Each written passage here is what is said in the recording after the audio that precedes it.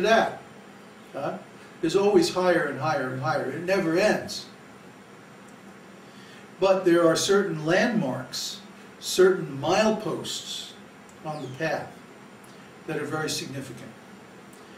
One is when you get the association of an actual self-realized soul. Another one is when you accept initiation. A third one is when you actually get rid of the desire for nonsense material activities. And yet another one is when you begin to feel transcendental bliss, spiritual happiness. These are mileposts.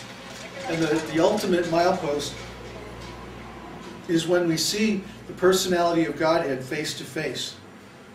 Krishna Darshan. When we get Krishna Darshan, then we know, okay, I made it. It's all downhill.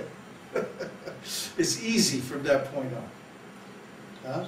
It's easy because now we don't have to worry about becoming more and more pure.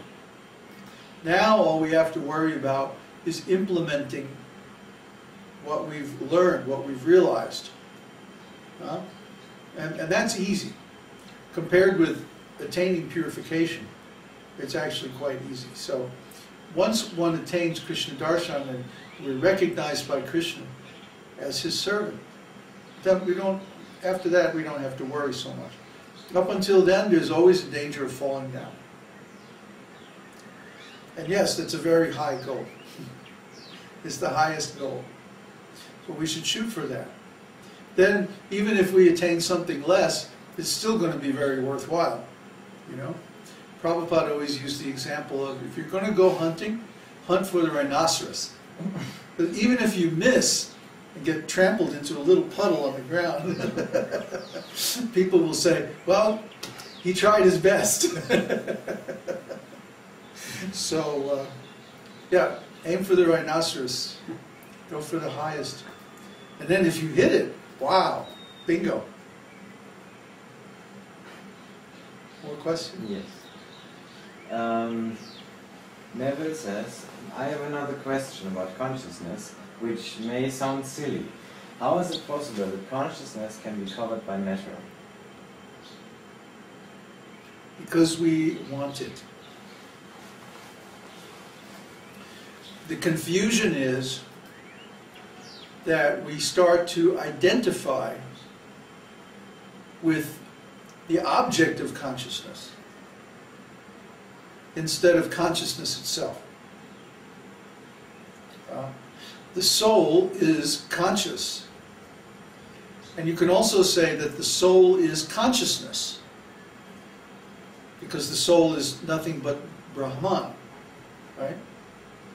So, if we are consciousness, then why do we start to think I am this body, or I am some bodily designation, like I am financial analyst,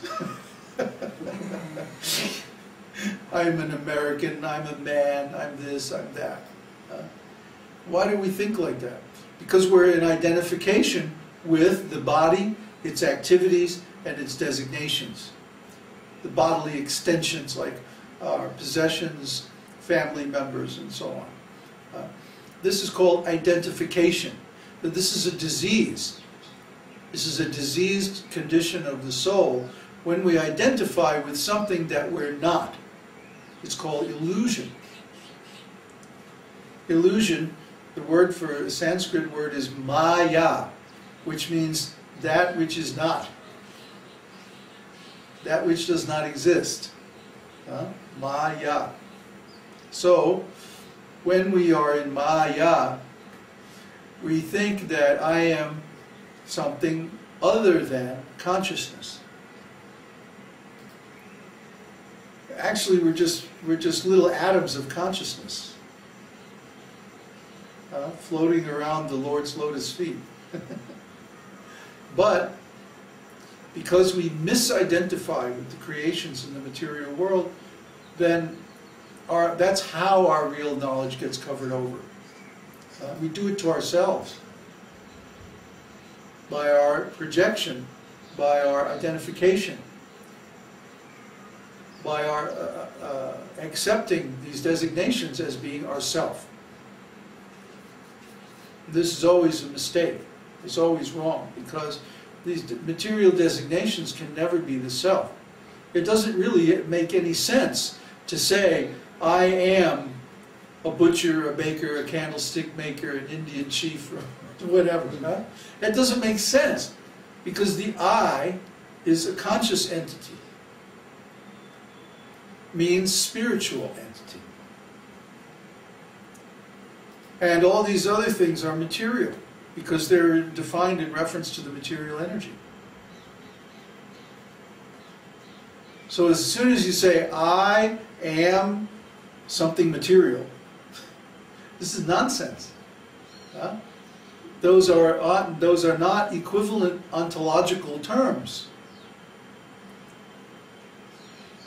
Now when we start to say, I am consciousness, or I am spirit soul, or even I am Brahman, I am pure spirit. See, now we're starting to make some sense, because the two terms on each side of the identity are a similar quality. You see, if I try to make an equation that the square root of x equals pineapples, this doesn't make any sense. It can't make any sense. The square root of x is supposed to be a number, and here I am talking about pineapples. Well, if I say, I am an American, that's the same nonsense.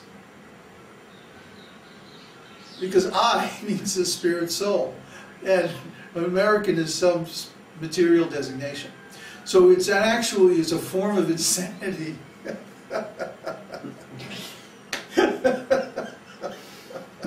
It's actually a form of insanity to think that I am anything in this material world. So it's like we're actually living in a madhouse. We're living in a madhouse where everybody's nuts, right? With a cuckoo's nest. And here we are trying to talk some sense into people. What a thankless task. But yeah, that's how it happens. Okay, so the soul is not actually in matter. Just like a person playing a video game thinks he's a character in the middle of some video game, but actually he's outside of it.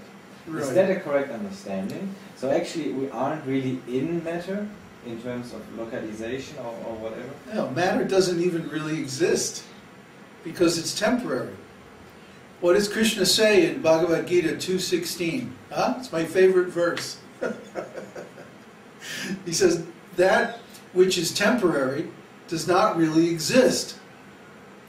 The sages, the seers have said, have observed that only that which is eternal is real. Just like when we wake up in the morning after dreaming, we say, oh, that dream is not real. Well, why do we say the dream isn't real? Because it didn't persist. It doesn't continue to exist. When we're in the dream, we think, oh yes, this is real, this is happening. Then when we wake up, we say, oh no, that dream wasn't real. Because it doesn't persist. It's temporary. Similarly, everything in this material world is temporary.